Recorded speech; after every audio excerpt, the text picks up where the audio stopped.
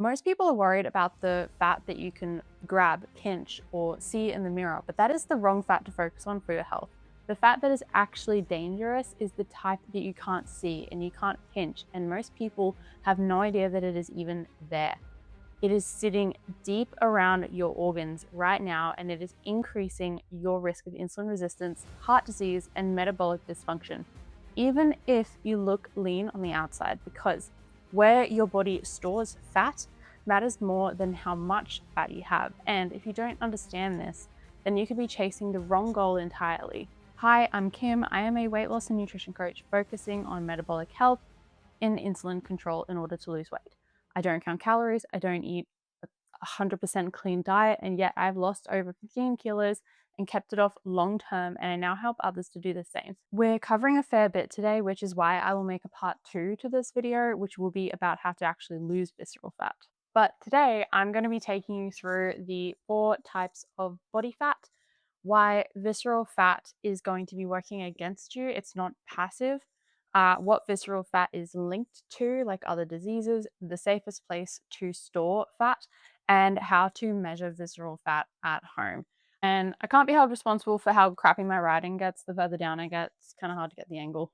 So, firstly, we've got subcutaneous fat. This is this fat that is directly underneath your skin. It's what you can pinch on your belly, on your arms, on your thighs. It is the visible stuff that society is obsessed with losing.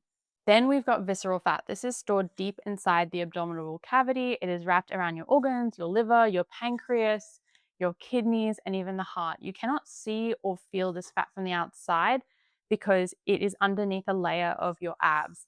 And so if you find that your abs are protruding out and it's not necessarily the fat that you can pinch over the top, but a really hard abdominal wall that is sort of pushing outwards, that would be a sign that you have got visceral fat.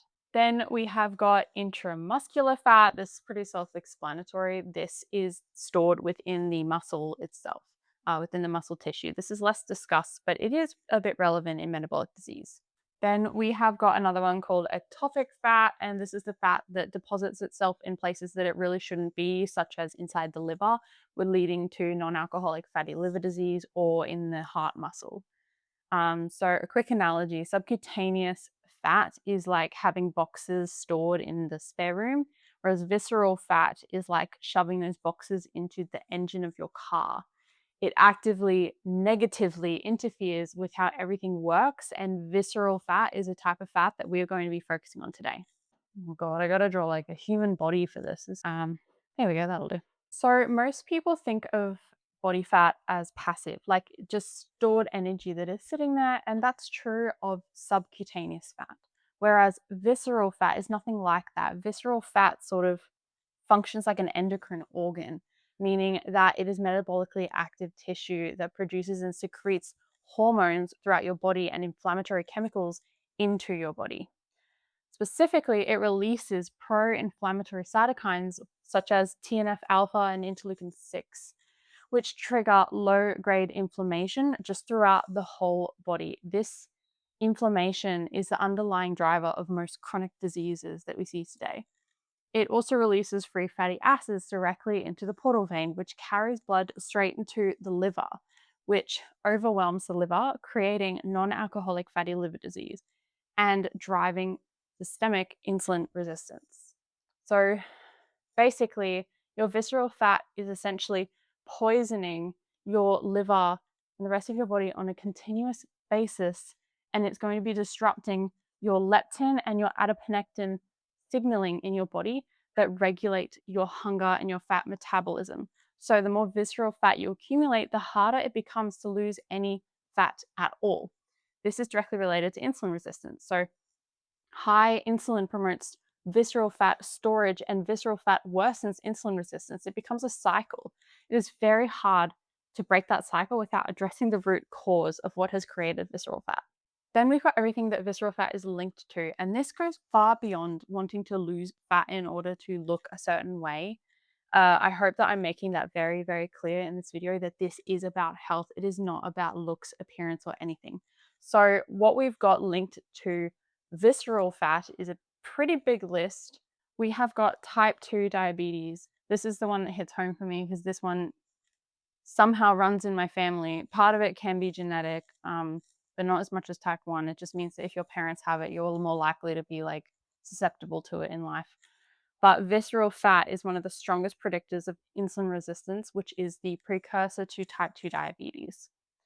Then we have got cardiovascular disease, where visceral fat is strongly associated with high triglycerides, low HDL, and arterial inflammation. So that is the inflammation inside your arteries. We've also got non-alcoholic fatty liver disease. That's so long, I just used the acronym. Directly caused by fat depositing in that liver tissue. We've also got metabolic disease. So visceral fat is actually a core diagnostic criteria for being diagnosed with metabolic disease. Also, certain types of cancer. So this is including colorectal breast cancer in postmenopausal women and pancreatic cancer. There is some evidence to say that cancer cells thrive in a high inflammation and a high glucose environment, which is closely linked to visceral fat. And that is unfortunately accumulated through an unhealthy lifestyle. Alzheimer's and dementia. Now, my grandma had dementia, and we suspect she also had diabetes. And so this is being increasingly linked to insulin resistance of the brain. Visceral fat drives the insulin dysregulation that is now being discovered as a big underpinning of these two diseases. Then hypertension. So visceral fat raises blood pressure through inflammatory and hormonal pathways. PCOS, as well, as I've covered in other videos, insulin-resistant PCOS is the most common type of PCOS, which is directly worsened by fat accumulation. We've also got sleep apnea here. So visceral fat around the throat and in the chest can compromise the airways and lead to blockages during sleep, which can cause the person to wake up throughout the night. An important caveat here, again, I can speak to these connections in like a general level, but every person's body is different. In my coaching, I always look at the individual, what is driving the visceral fat accumulation in one person might not be the same as the other. Like we'll get into that in a minute, which is why a personalized approach matters. And a reminder, this is a YouTube video. So information is very generalized. Hey, there's your body again. There we go. That looks kind of better. Here's something that might surprise you. Storing fat around the hips, the bum, the thighs. This is the safest place for women to be storing fat.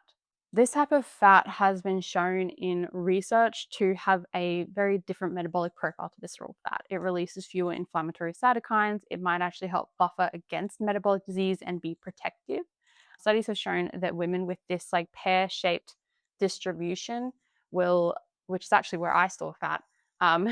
So this is more in the lower body relative like to the abdomen and the upper body. So women with this kind of body fat distribution have been shown to have less cardiovascular disease and metabolic disease compared to women who store more fat around the belly region. This is also why premenopausal women historically have had lower cardiovascular risk than men of the same age.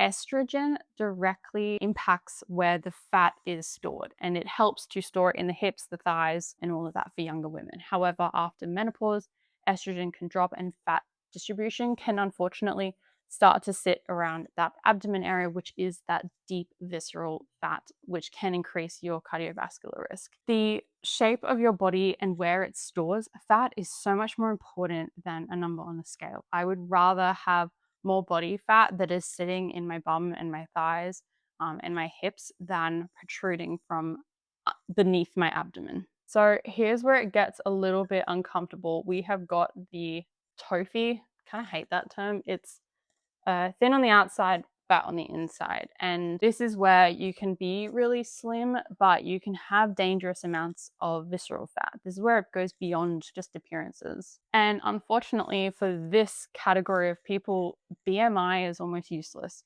It cannot distinguish between subcutaneous and visceral fat.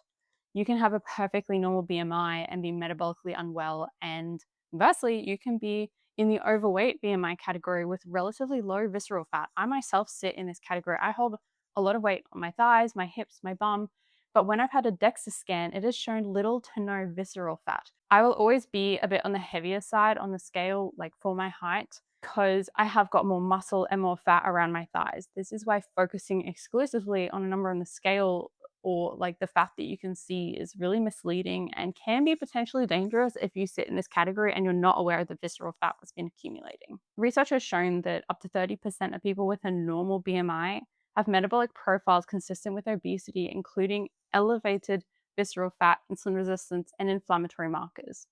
The people who look fine often are also the least likely to get screened as well. And that is a real danger here because of all of the other things that I said that this was linked to. So fat loss, nutrition, resistance training, it shouldn't be about appearances.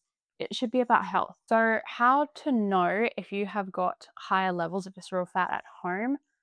This is a really easy way to check. So this is the waist to height ratio. What you do is you divide your waist in centimeters by your height, and you get a ratio at the bottom. So for me, my waist last time I checked was 71 centimeters. I'm 172 centimeters tall. So my ratio is 0.41.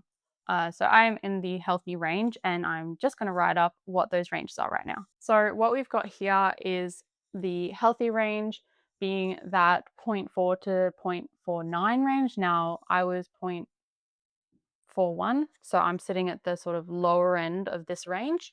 Then we've got in the increased risk range, you got your 0.5 to 0.59, and then anything over 0.6, we're sitting, unfortunately, at a high risk. This is going to be such a better measure for metabolic health, and research is supporting this as a screening tool for like metabolic syndrome and cardiovascular disease. So how to measure this correctly is you want to measure the like narrowest point of your waist. It's going to sit just a little bit above your belly button.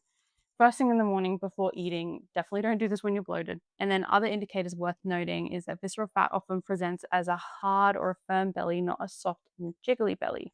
The fat on my stomach, for example, I can grab it. It's not pushing out from underneath my abs. Subcutaneous fat is soft, whereas visceral fat is firm. It can't jiggle and is sitting deep inside the organs rather than just underneath that first layer of skin. We've also got more formal measurements such as a DEXA scan that can measure fat distribution, and an MRI is the gold standard, but it's rarely done. I personally just had a DEXA scan, and a waist measurement is free and available to everyone right now. So let's talk a little bit about what is driving visceral fat. The primary driver of visceral fat is going to be chronically elevated insulin. So this is when insulin is staying high from a diet that is high in refined carbohydrates, ultra-processed foods, frequent snacking, and heavy amounts of seed oils. The body preferentially drives fat into visceral deposits rather than subcutaneous when you are in this high insulin state. Another contributor is stress. Another factor is stress. So cortisol specifically promotes the visceral fat storage in your abdomen. This is why chronic stress will show up around your midsection, even if your diet is clean. Poor sleep has also been directly associated with increased visceral fat. Sleep deprivation raises cortisol and impairs insulin sensitivity. And then we've got low estrogen, as in menopause. This shifts fat storage to a more central location. And this is the exact reason why my coaching focuses on insulin regulation and handling all of these other areas rather than calorie counting. Because if your insulin stays elevated, your body will keep directing fat into the dangerous storage sites, regardless of how little you are eating. You can be in a calorie deficit and still be accumulating visceral fat if insulin isn't addressed. So the fat that you've been focusing on this whole time trying to lose for many years is probably not really the one that matters the most. The dangerous fat is the kind you can't see. And unfortunately today, I didn't have time to get into how to lose visceral fat. That's going to be my next video. But in the meantime, the changes that actually reduce visceral fat are the same ones that most traditional diets completely ignore. I actually break this down properly in this next video, which is why diets fail and what to change so that they actually start working for your body instead of against it. Go watch that one next, and I will see you over there.